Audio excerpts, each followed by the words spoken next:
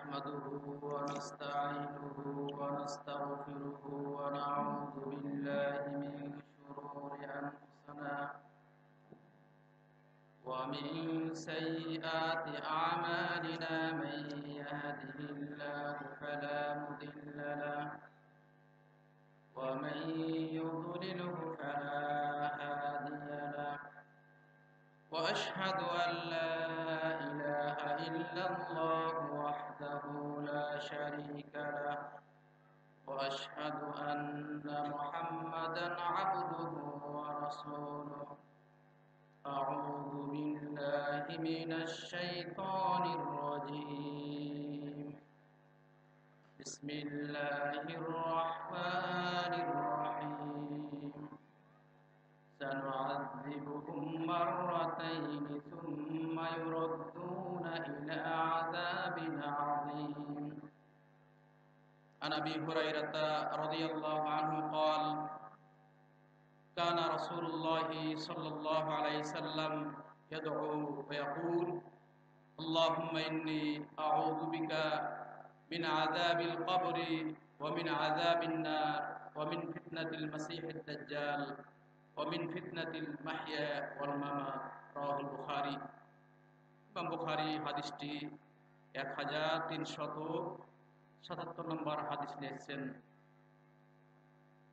আলহামদুলিল্লাহ, প্রশংসা মাত্র সেই করুণাময় আল্লাহ সুবহানাহু ওয়া তাআলার জন্য, যার অশেষ মেহেরবানিতে আমরা এই জামিয়া সালাফিয়াতে এইরূপ প্রথম যে সম্মেলন, ইসলামী সম্মেলন করার যে মহান আল্লাহ সুবহানাহু ওয়া তাআলা আমাদের তৌফিক দিয়েছেন, এখানে আসার এবং শোনার মানার জন্য তৌফিক দিয়েছেন, সেই মহান আল্লাহ সুবহানাহু ওয়া তাআলার দরবারে জানাই লাখো লাখো সিজদায়ে শুকর। আলহামদুলিল্লাহ, দরুদ তাসলিম বর্ষিত হোক আখিরি পেগাম মানব জাতির মুক্তির দিশারি জনাবে মুহাম্মদ রাসূলুল্লাহ সাল্লাল্লাহু আলাইহি সাল্লাম। আল্লাহুম্মা সাল্লি আলা মুহাম্মাদিন ওয়া আলা আলি মুহাম্মাদ কামা সাল্লাইতা আলা ইব্রাহিম ওয়া আলা আলি ইব্রাহিম ইন্নাকা হামিদুম মাজিদ। আল্লাহুম্মা বারিক আলা মুহাম্মাদিন ওয়া আলা আলি মুহাম্মাদ কামা বারাকতা আলা ইব্রাহিম ওয়া আলা আলি ইব্রাহিম ইন্নাকা হামিদুম মাজিদ। রব্বি শরহ লি সাদরি ওয়া ইয়াসসির লি আমরি ওয়াহলুল উকদাতাম মিন লিসানি ইয়াফকাহু কওলি। আল্লাহুম্মা ইন্নী আসআলুকা ইলমান নাফিআ ওয়া রিজকান তাইয়্যিবা ওয়া আমালান মুতাকাব্বালা। কবরের আযাব খুব একটি কঠিন বিষয়। আপনি ঘুমিয়ে রয়েছেন, ঘুমিয়ে আছেন, আপনার পাশে আপনার ভাই রয়েছে, ঘুমন্ত ব্যক্তিকে সাপে দংশন করছে, সে চিৎকার করছে, আপনি বুঝতে পারছেন সে লড়াচড়া করছে, তার কষ্ট হচ্ছে, কিন্তু আপনি বুঝতে পারছেন না যে তার কবরে তার শাস্তি হচ্ছে বা কিছুই কামড় দিচ্ছে। যে ব্যক্তিকে কামড় দিচ্ছে সেই ব্যক্তি বুঝতে পারছে।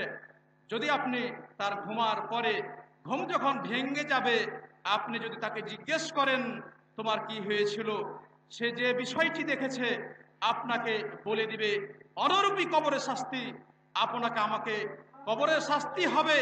যদি আপনি ভালো মানুষ হন তাহলে হতে পারে আপনার জন্য কবর জান্নাতের স্থান, আর যদি আপনি খারাপ মানুষ হন তাহলে আপনার কবর হবে জাহান্নামের স্থান। তাই কবরের শাস্তি মানুষকে বলে বোঝা যাবে না, এমন একটি শাস্তি। কবর আপনার বাড়ির পাশে রয়েছে, কবরকে বোঝানো হয়নি। মানুষের মৃত্যুর পর কিয়ামত পর্যন্ত তার যে জান্নাত জাহান্নাম রয়েছে এই পর্যন্ত এটিকে কবর বলা হয়েছে। মানুষের পাশেই কবর রয়েছে। আপনি আমি যদি চিন্তা করি মানুষ মৃত্যুর পরে তার কবরের কি শাস্তি হয়, কোশ্চিন কালে আমি বুঝতে পারবো না, আমাকে বুঝার ক্ষমতা হবে না। আপনারা সারাদিন যদি কবরের নিয়ে ব্যস্ত থাকেন তাও বুঝতে পারবেন না। এই মর্মে ওসমান রাদিয়াল্লাহু তাআলা আনহুকে জিজ্ঞেস করা হলো, হে ওসমান, তোমার সামনে যখন জান্নাত আর জাহান্নামের কথা উল্লেখ করা হয় তুমি এত কাঁদো না, আর যখন তুমি কবরের পাশে উপস্থিত হও কাঁদতে কাঁদতে তোমার দাড়ি ভিজে যায়, এমনটি হয় কেন? তিনি বললেন, তোমরা জেনে রাখো হে আল্লাহ রাসূল বলছেন তোমার কবর প্রথম পরীক্ষার ঘর। যদি তুমি কবরে পরিত্রাণ পেয়ে যাও, তাহলে তোমার বাকি জীবন পরিত্রাণ পেয়ে যাবে।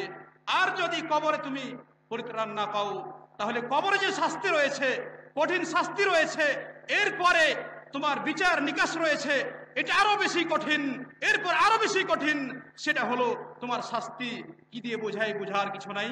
এই মর্মে পরে আল্লাহ রসুল আবার বলছেন, দুনিয়াতে আশ্চর্যের বিষয় কিছু নেই, এমন এর থেকে আর বেশি আশ্চর্যের বিষয় কিছুই নেই, যে কবরের আযাব এমন একটি আশ্চর্যের বিষয়, এমন একটি জটিল, এমন একটি কঠিন বিষয়, যে বিষয় আপনাকে আমাকে বোঝা যাবে না। এই জন্য উসমান বললেন, এই জন্য আমি বেশি বেশি কাঁদি, এই জন্য তো আমাদের কাঁদা লাগবে।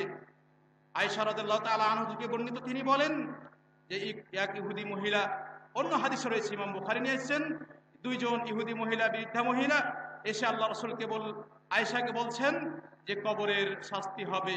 অন্য হাদিসে রয়েছে, ইমাম আহমদ বিন হাম্বল নিয়ে এসেছেন সেই হাদিস, সেটি হলো এক মহিলা এসে বলছে, আমাকে খাবার দাও, তাহলে আল্লাহ তোমাকে কবরের শাস্তি থেকে রক্ষা করবেন।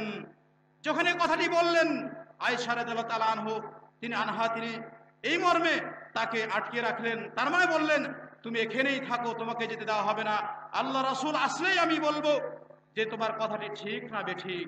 তাহলে শরীয়তে রয়েছে, আপনি যখন কোনো কথা নেবেন কাউরি কাছে, অবশ্যই দলিল লাগবে। দলিল ছাড়া কোনো কথা, শরীয়তে কোনো ইবাদত করা যাবে না। এই হাদিস থেকে এই প্রমাণ হয়। আল্লাহ রসুল যখন আসলেন, আল্লাহ রসুলকে জিজ্ঞেস করলেন যে এই মহিলা বলছেন যে যদি আমাকে খাবার দাও, তাহলে তোমার কবরের শাস্তি আল্লাহ মাফ করবেন। এই মর্মে আল্লাহ রসুল বললেন, তার কথাটা আযাবুল কবরি হাক্কুন, কবরের আযাব হবে সত্যই সত্য, অবশ্যই অবশ্যই কবরের আযাব হবে। এই মর্মে তারপরে আয়েশা বলছেন যে আল্লাহ রসুল এই যে শোনার পরে তিনি যখনই সালাত পড়তেন, ওই সময় সালাত পড়ার পরেই এই দোয়াটা পড়তেন। আমরা সবাই জানি, এই মাহফিলে এসেছি, ইসলামী সম্মেলনে এসেছি, কোরআন সুন্নাহকে আমল করার জন্য আমরা এসেছি। এই দোয়াটি আমরা সবাই মুখস্থ করব। আল্লাহ রসুল দেখেন, যার আগের পরের সমস্ত গুনাহ খাতা মাফ করে দেওয়া হয়েছিল, তারপরেও তিনি আয়েশা বলছেন যে আল্লাহ রসুল যখনই সালাত পড়তেন, তখনই কবর আযাব থেকে তিনি রক্ষা চাইতেন। সে হাদিসটি এই মর্মে আবু হুরায়রা বলেন যে আল্লাহ রসুল এইভাবে দোয়াটি করতেন, আল্লাহুম্মা ইন্নী আউযু বিকা মিন আযাবিল কবরি। আপনারা এই দোয়াটি মুখস্থ করবেন। দোয়া মাসুরা আমরা যেটা জানি, যে সালাতের শেষে যে দোয়াটা আমরা পড়ি, আল্লাহুম্মা ইন্নী যালামতু নাফসি যুলমান কাসীরা ওয়া লা ইয়াগফিরুয যুনুবা ইল্লা আনতা ফাগফিরলি মাগফিরাতাম মিন ইনদিকা ওয়ারহামনি ইন্নাকা আনতাল গফুরুর রহিম। আমরা এটা পড়ি, হে আল্লাহ, আমার নিজের আত্মার উপর জুলুম করেছি, এই পাপ মাফ করার আর কেউ নেই, তুমি মাফ করবে। আপনি এই দোয়াটার পরেই এই দোয়াটা আল্লাহ রাসূল পড়েছেন, আল্লাহুম্মা ইন্নী আউযু বিকা মিন আযাবিল কবরি। আমরাও এই দোয়াটা মুখস্থ করে নিব, সর্বদাই পড়ব যে হে আল্লাহ, আমাকে কবরের আযাব থেকে তুমি রক্ষা করো, কবরের শাস্তি থেকে রক্ষা করো। এরপরে তিনি পড়েছেন ওয়া আউযু বিকা মিন আযাবিন নার, জাহান্নামের শাস্তি থেকে রক্ষা করো। এরপরে তিনি পড়েছেন ওয়া আউযু বিকা মিন ফিতনাতিল মাসিহিদ দাজ্জাল, ফিতনাতুল মাসিহিদ দাজ্জাল। দেখেন, আল্লাহ রাসূল মৃত্যুবরণ করেছেন 1450 বছর পূর্বে তিনি মৃত্যুবরণ করেছেন। সেই সময়তে তিনি এই দুগলা পড়েছেন, আর তিনি বলে গেছেন যে আমার এই নবুয়াত লাভ, দুনিয়াতে আমি যে নবুয়াত প্রাপ্ত হয়েছি, আর কিয়ামত 2 আঙ্গুল দেখাচ্ছেন এই নিকটে। তাহলে অনেক দিন পূর্বে তিনি দুটো পড়েছেন, আমাদের কিয়ামত খুব সন্নিকটে। আমরা বাস্তবে কিয়ামতের আলামত অনেক কিছুই পাই যদি বাস্তবে আমরা লক্ষ্য করি। যে আজকে সমাজে ছেলেরা মেয়ে সেজেছে, আর মেয়েরা ছেলে সেজেছে। আপনার ঘরেই যদি আপনি বাস্তবে দেখেন, তাহলে কি দেখতে পাবেন? ফিতনা, মাসিহিদ দাজ্জালের ফিতনা ঘরে ঘরে প্রত্যেকটা স্থানে ঢুকে গেছে। তাই এই ফিতনাতুল মাসিহিদ দাজ্জালের এই ফিতনা থেকে আল্লাহ রাসূল পরিত্রাণ চেয়েছেন 1450 বছর পূর্বে, আর আমাদের কিয়ামত খুব নিকটে। এরপরে আল্লাহ রাসূল আরো তিনি পরিত্রাণ চেয়েছেন যে ওমিন ফিতনাতিল মাহিয়া ওয়াল মামাত, আমার জীবন্ত অবস্থায় অনেক ফিতনা রয়েছে। আপনার ছেলে ফিতনা, আপনার মেয়ে ফিতনা, আপনার সমাজ ফিতনা, আপনার টাকা পয়সা, গাড়ি বাড়ি, সব কিছু আপনার ফিতনা। আপনি যদি লক্ষ্য করেন, আপনার 5 তলা বিল্ডিং রয়েছে, তারপরে আপনি চাচ্ছেন আর 5 তলা করা, এটা একটা ফিতনা। যদি আপনি এই বিল্ডিংকে শরীয়ত অনুযায়ী কাজে না লাগাইতে পারেন, এই বিল্ডিং করে পেশাখানা তৈরি করেন, অপকর্ম করেন, আপনার জন্য ফিতনা। আপনাকে আল্লাহ টাকা পয়সা দিয়েছে, যদি টাকা পয়সাটি ভালো কাজ যদি আপনি বাস্তবায়ন না করতে পারেন, ওটি একটা ফিতনা। আপনার সন্তান আপনার জন্য ফিতনা, সন্তানকে যদি আপনি ঠিকভাবে গড়ে মানুষ না করতে পারেন, এটিও ফিতনা। আপনার স্ত্রী আপনার বাড়ির জন্য ফিতনা, আপনার স্ত্রীকে যদি শরীয়ত অনুযায়ী পরিচালিত না করতে পারেন, এটিও ফিতনা। আপনার মেয়ে আপনার জন্য ফিতনা, কারণ এক মেয়ে আর এক ছেলেকে ভালোবাসে, আপনার মুখে থুথু দিয়ে চলে যায় আরেক ছেলের সাথে, এটিও একটা ফিতনা। তার মানে আমরা ফিতনার যুগে পড়ে আছি। আল্লাহ রাসূল দুনিয়ার যতগুলো ফিতনা রয়েছে, যেগুলো প্রকাশ্য হচ্ছে আর যেগুলো অপ্রকাশ্য, সব ফিতনা থেকে তিনি দূরে থাকার জন্য আল্লাহর কাছে পরিত্রাণ চেয়েছেন। আপনার ঘরে ঘরে অন্যায় অপকর্ম যেগুলা রয়েছে, এগুলা আর একটা ফিতনা।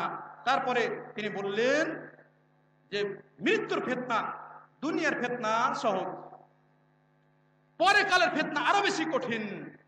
এই জন্য উসমান যে বললেন যে কবরের আযাব থেকে কেউ যদি পরিত্রাণ পেয়ে যায়, তাহলে পরেরটা সহজ হয়ে যাবে, আর পরিত্রাণ না পেলে তার বাকি জীবন আরো কঠিন হয়ে যাবে। এই জন্য আল্লাহ রাসূল এই দোয়াটা পড়তেন। আমরা এইগুলা পড়বো। অন্য হাদিসে ইমাম নাসাই আর একটা হাদিস নিয়ে এসেছেন, আল্লাহ রাসূল এই দোয়াটা পড়তেন, আল্লাহুম্মা ইন্নী আউযু বিকা মিনাল মা'সামি ওয়াল মাগরাম। পাপ থেকে তিনি ওই সালাতের শেষে যে দোয়াটা পড়তেন, এটা তার ভিতরে তিনি সর্বদাই পাপ থেকে আল্লাহর কাছে পরিত্রাণ চেয়েতেন। আমরাও এই দোয়াগুলা মুখস্থ করব যে পাপ, দেখেন কতগুলা পাপ রয়েছে আমার জন্য। মানুষের সাথে আমি কথা বলি, কথায় কথায় মিথ্যা বলি, কথায় কথায় মিথ্যা বলি। মানুষের সাথে যতগুলা অপকর্ম আমরা করি, রাস্তায় চলছি আমি পাপের কাজ করছি, রাস্তায় চলছি পাপের কাজ করছি, বাড়িতে বসে আমি পাপের কাজ করছি। তাহলে যতগুলা পাপ রয়েছে, সকল পাপ থেকে আল্লাহ রাসূল আল্লাহর কাছে পরিত্রাণ চেয়েছেন। এরপরে ওয়াল মাগরাম, আমরা দেখা যায় যে ঋণের বিষয়টা আমাদের অনেক বেশি। সমাজে অনেক মানুষ রয়েছে মনে করে টাকা ধার নেই, যে ধোঁকা দেওয়ার চেষ্টা করে যে তাকে দিব না। দেখেন কিয়ামতের দিন আল্লাহ রাসূল ঋণের কারণে আপনি যদি মৃত্যুবরণ করেন, তাহলে ঋণের কারণে আল্লাহ রাসূল ওই ব্যক্তিটির জানাজা পড়েননি। ঋণ করে যদি রাখেন, তাহলে জানাজা আপনার পড়েননি আল্লাহ রাসূল। যদি কেউ জিম্মি নিয়েছেন যে আমি তার ঋণগুলা পরিশোধ করব, তাহলে আল্লাহ রাসূল জানাজা পড়েছেন, নচেত পড়েননি। আপনি যদি ব্যবসা করেন, তাহলে ব্যবসাটি আপনি চকলেট দিয়ে আপনি শুরু করেন, ব্যবসা ছোট কাজ দিয়ে আপনি শুরু করেন। আপনাকে কে বলেছে 10 লাখ টাকা দিয়ে আপনি ব্যবসা শুরু করবেন? ছোট ব্যবসা দিয়ে শুরু করে যাদের জীবনে, দেখেন এখন আমাদের শেখ আব্দুর রাজ্জাক বিন ইউসুফ, উনি আমার ওস্তাদ, অনেক দিনকার ওস্তাদ, আল্লাহ ওনাকে আরো জাযায়ে খায়ের দিক। আর এইরূপ মাদ্রাসা দেখছেন, আরো যেন ওনাকে গোটা বাংলাদেশে এইরূপ মাদ্রাসা করার আরো তৌফিক দান করুন। এই মাদ্রাসাকে যেন আল্লাহ, যেমন মদিনা ইসলামিক ইউনিভার্সিটি বিভিন্ন জায়গা থেকে মানুষরা পড়তে যায়, এই মাদ্রাসা আল্লাহ যেন অনুরূপ কবুল করেন। তাহলে দেখেন ওনাকে দেখেছি, শুনেছি, যখন তিনি বক্তব্য দিতে চেতেন, তখন অনেক সময়তে মানুষ তার সম্মান দিত না। অনেক সময়তে আমার এলাকাতে দেখেছি রহানপুরে তাকে মারা হয়েছে। দাওয়াতি কাল জন্য অনেক তিনি কষ্ট পেয়েছেন। তাহলে ছোট থেকে মানুষ বড় হয়। যাদের কাজকে দেখছেন ছোট মুখ, তারা অনেক বড় হয়েছে, ছোট থেকেই বড় হয়, কোনোদিন একদিনই মানুষকে বড় হয় না।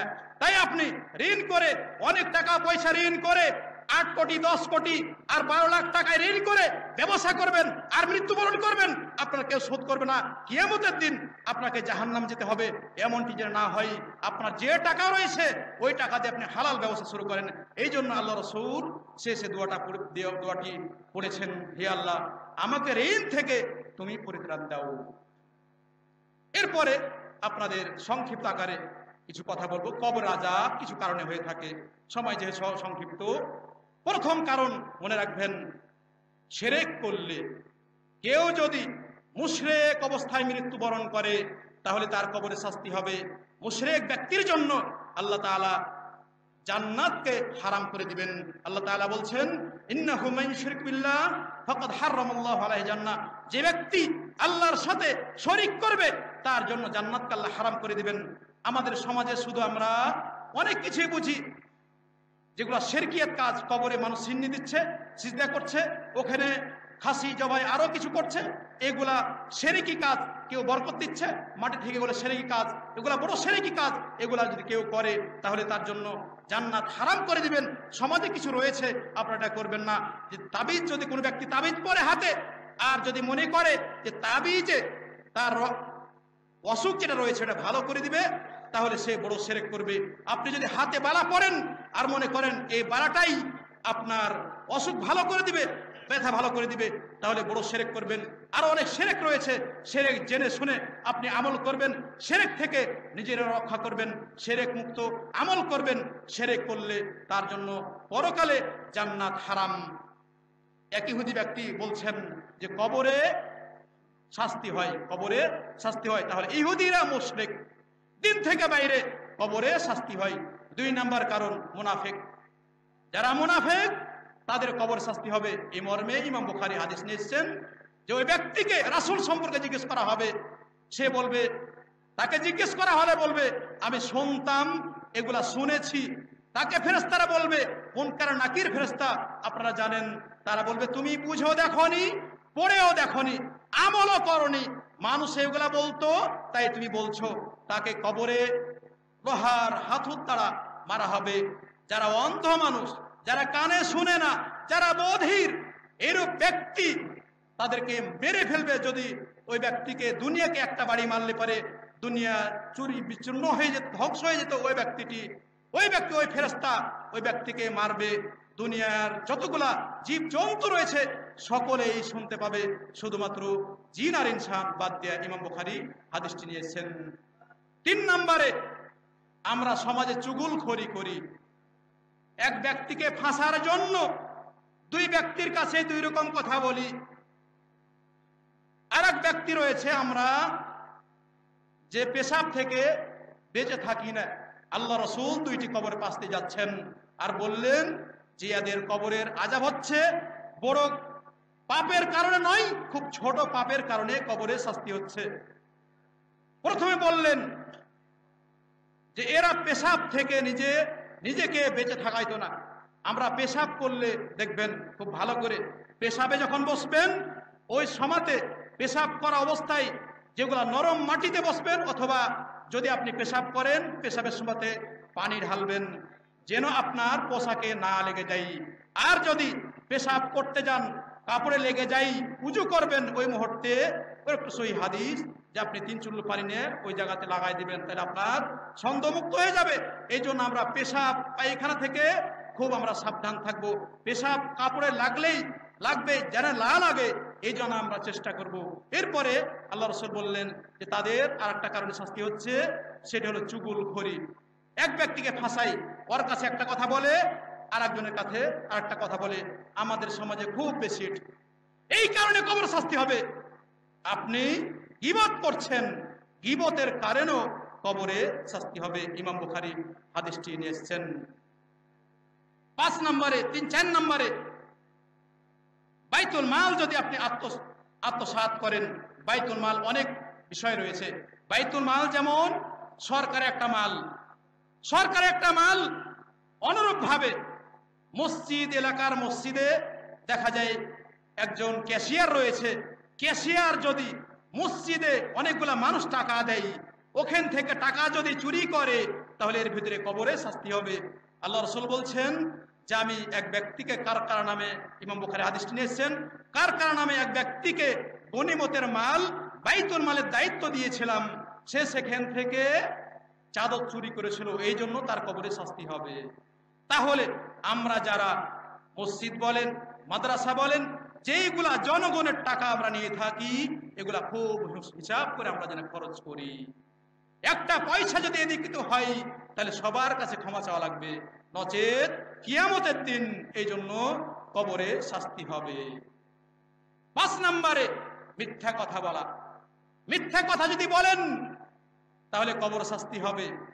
আপনি কোরআন পড়তে জানেন, তারপরেও কোরআন পড়েন না, কোরআন পড়া ছেড়ে দিয়েছেন, এই জন্য আপনারও কবর শাস্তি হবে।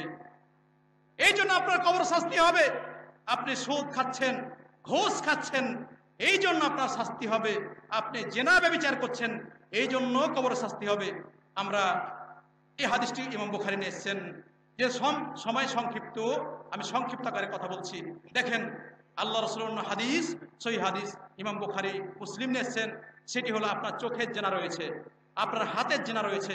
আপনি রাস্তায় চলছেন, বেগানা মেয়েকে আপনি দেখছেন, ওই সময়তে আপনার চোখে যদি পড়ে যায়, নিচু দিকে আপনি চোখ নামিয়ে নেন, এই জন্য আপনাকে আল্লাহ কবরের শাস্তি থেকে রক্ষা করবেন। আর যদি দেখার পরেও তাকিয়ে আছেন, এইভাবে তাকিয়ে আছেন, কবরের শাস্তি নিশ্চিত হবে আপনার। তার মানে এখন রাস্তায় বের হলেই আপনার কবরের শাস্তির কারণ অনেক রয়েছে। এই জন্য বললাম যে আজকে আমাদের মা বোনেরা যারা রয়েছে, তারা আজকে ছেলে সেজেছে, আমরাই মেয়ে সেজেছি। আমাদের জামা দেখেন আল খাল্লা, দেখে আমাদের এগুলা সবগুলা ঘেরা ঘোরা থাকে। মেয়েদের যদি আপনি দেখেন, পিঠ উলঙ্গ, পিছন উলঙ্গ, সব উলঙ্গ। এটা আজকে আমরাই করেছি, মা বোনদের আমরাই করেছি এগুলা। আজকে মাঠে নামাছি আমরা মা বোনদেরকে। এই জন্য কবরে শাস্তি হবে। আপনি চোখের জেনা করছেন, চোখের জেনা করছেন, দেখছেন তো চোখের জেনা করছেন, এই জন্য আপনার কবরে শাস্তি হবে। আপনি জেনা করার জন্য মনে পরিকল্পনা করেছেন, অন্য জায়গাতে যাবেন, আপনার এই জন্য কবরে শাস্তি হবে। আপনার হাতে শাস্তি হবে, যদি কোনো বেগানা মহিলাকে আপনি ধরেন হাত দ্বারা, এটা আপনার জন্য শাস্তি হবে। 7 নম্বরে যে বিষয়টি, সেটি হলো যে টাকনুর নিচে প্যান্ট পরা। ইমাম বুখারী হাদিসটি নিয়ে এসেছেন যে এক ব্যক্তি টাকনুর নিচে প্যান্ট পরেছে অহংকার বশত, অহংকার করে আল্লাহ তাকে ধ্বংস করেছেন এবং বলছেন কিয়ামত পর্যন্ত তুমি নিচে ঢুকতে থাকবে। আজকে দেখেন আমাদের সমাজে খুব বেশি প্যান্ট পরে আমরা সমাজ, হে মুসলিম সমাজ, যুবকেরা তোমরা আল্লাহকে ভয় করো, যে যেখানে রয়েছে আল্লাহকে ভয় করো। প্যান্টের নিচে, টাকনুর নিচে প্যান্ট এটা পরিধান করবে। মেয়েরা, মেয়েদের সর্বাঙ্গ সব কিছু তাদের পর্দা। আজকে তোমরা ছেলেরা, যুবকেরা মেয়ে সেজেছো, তোমাদের লজ্জা নেই? আল্লাহর ভয় হয় না? আজকে সমাজে ছেলেদের খুব মজা লাগে টাকনুর নিচে প্যান্ট পরা। টাকনুর নিচে প্যান্ট পরা যদি পড়েন, আপনারা যারা সায়েন্স পড়েন তারা আরো ভালো করে পড়েন। সায়েন্স যারা বৈজ্ঞানিক তারা বলেন টাকনুর নিচে কোনো ব্যক্তি যদি প্যান্ট পরে, তাহলে তার চোখের জ্যোতি নষ্ট হয়ে যায়। টাকনুর নিচে প্যান্ট পরলে আপনার চোখের জ্যোতি নষ্ট হয়ে যাবে। আর যদি টাকনুর নিচে প্যান্ট না পরেন, আপনার চোখের জ্যোতি বেড়ে যাবে কোরআন সুন্নাহ অনুযায়ী আমল করলে। অনুরূপ ভাবে কোনো মহিলা যদি তার পায়ের নিচে, টাকনুর নিচে এগুলা যদি পরিধান ঠিকভাবে করে, যেগুলা শরীয়ত বলছে টাকনুর নিচ পর্যন্ত, তাহলে তার চোখের জ্যোতি পাবে। তার মানে আল্লাহ তাকে হেফাজত করবেন, তার মানে জ্যোত রক্ষা করবেন, কবরের শাস্তি থেকে তাকে রক্ষা করবেন। তাহলে আমরা এই কথাটা বললাম, বারবার বলছি যে সমাজ আজকে মেয়েরা ছেলে সেজেছি আর ছেলেরা মেয়ে সেজেছি। অনেক মেয়েকে দেখা যায় টাকনুর নিচে প্যান্ট পরে, তার টাকনুর নিচ না উপরে, উপর দেখা যায় টাকনুর উপরে, আর ছেলেরা নিচে। এমনটি যে আমরা না হয়। আমরা ইসলাম সম্মেলনে এসেছি, কোরআন সুন্নাহ মানার জন্য এসেছি, এই জন্য আমরা এই জিনিসগুলা থেকে বিরত থাকবো। এরপরে আপনাদের বলি যে কারণে আপনার কবরে শাস্তি হবে। আল্লাহ রাসূল বলছেন, ইমাম বুখারী হাদিসটি নিয়ে এসেছেন, সালাতের জন্য আজান দেওয়া হচ্ছে মসজিদে, আপনি ঘুমিয়ে আছেন, আপনার লজ্জা হয় না? জুমার দিন মসজিদ দেখা যায় পরিপূর্ণ হয়েছে, যখন মুয়াজ্জিন আজান দেয় ফজর আজানের সময়তে কেন আপনাকে পাওয়া যায় না? আপনি কোথায় যান? অন্য সময় আপনি বলেন আমি হাটে গেছিলাম, বাজারে গেছিলাম, ব্যবসা বাণিজ্যতে গিয়েছিলাম, কিন্তু আপনার ভয় নেই, আপনি ঘুমিয়ে আছেন, আজান শুনছেন, আপনার কানে পেশাব করেছে, মুখে পেশাব করেছে, চোখে পেশাব করেছে শয়তানে, আপনি ঘুমিয়ে রয়েছেন। এই জন্য কবরে শাস্তি হবে। যদি আল্লাহর ভয় থাকে তাহলে আপনি মসজিদে আসবেন, এমনটি যে না হয়। আল্লাহকে ভয় করুন। আল্লাহ রাসূল বলছেন, কোন ব্যক্তি যদি ফজরের সালাত জামাতে পড়ে, তাহলে তার জন্য গোটা দিনটা আল্লাহ তার জিম্মায় নিলেন, আল্লাহ জিম্মায় এসে থাকলো। আর একটা আল্লাহ রাসূল সহিহ হাদিস, যে মুনাফিকের একটা আলামত, যে মুনাফিকদের কাছে ইশা সালাত আর ফজর সালাত, ইমাম বুখারী হাদিসটি নিয়েছেন, তার কাছে খুব বেশি কঠিন। তাই আমরা জামাতের যখন আজান শুনবো, আপনি মুসলিমের সাথে জামাত সালাত পড়বেন। বাড়িতে ইচ্ছা করে যদি আপনি সালাত পড়েন, তাহলে আপনার সালাত হবে না। ইচ্ছা করে যদি আপনি সালাত পড়েন, কোনো উজুর নেই, ওজন ছাড়া যদি আপনি সালাত পড়েন বাড়িতে, আপনার সালাত হবে না। মুসলিমের সাথে জামাতে সালাত পড়বেন, এই জন্য আপনি বলা হয়েছে। আজান শোনার পরে ঘুমিয়ে থাকেন, তাহলে কবরে শাস্তি হবে। এই জন্য আল্লাহ রসুলের সাহাবারা যখন কাউকে দেখতে পেতেন জামাত আসছে না, তখন তারা মনে করতেন মুনাফেক। জামাতে যদি না আসে তাহলে তারা মুনাফেক ভাবতেন যে মুনাফেক, অথবা তার জিজ্ঞেস করতেন তার সমস্যাটা কি হয়েছে। তাহলে আমাদেরকে উচিত হবে যে আমরা আজান শুনলে মসজিদে যাব, মসজিদেই সালাত পড়ব। আমরা বাড়িতে বসে বসে সালাত পড়ব না, আল্লাহকে বেশি ভয় করব। আল্লাহ রসুল বলছেন, আবু হুরায়রা থেকে বর্ণিত, তিনি বলেন, আকসিরু হাদিমুল লাযযাত আল মাউত। ইমাম নাসাই হাদিসটি নিয়েছেন, সহিহ হাদিস। আল্লাহ রাসূল বলছেন, তোমরা বেশি বেশি মৃত্যুকে স্মরণ করো। আপনাদের মৃত্যু, কবর আযাব সম্পর্কে বলছিলাম। যদি আপনি মৃত্যুকে স্মরণ করেন, তাহলে কোশ্চিন কালেও আপনি ঘুমিয়ে থাকতে পারবেন না। আপনি ওই ঘরে সব কিছু লাগাই দেন, আজকে অন্ধকার করে দেন। একবার চিন্তা করেন যে কবর কি হবে। কবর যে রয়েছে ওখানে আপনি, জঙ্গল রয়েছে, ওখানে আপনি যেতে পারেন না, অন্ধকারে ভয়ে যেতে পারেন না। আপনি যদি এখনই মারা যান, তাহলে আপনাকে ওই অন্ধকার কবর ঢোকা হবে। আপনি কেমন করে থাকবেন? যেখানে কোনো আলো নেই, আপনার ভয় হয় না?